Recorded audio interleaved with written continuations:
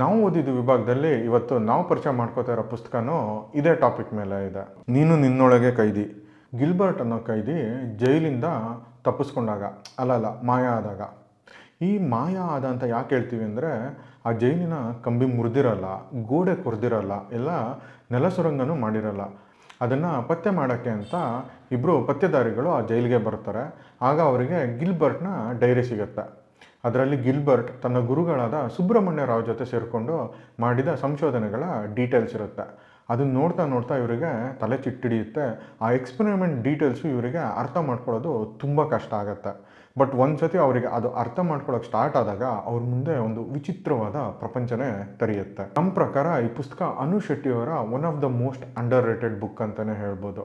Time travelling concept ಮೇಲೆ ಕನ್ನಡದಲ್ಲಿ ಪುಸ್ತಕಗಳು ಇಲ್ವೇನೋ ಅನ್ನೋಷ್ಟು ವಿರಳವಾಗಿದೆ.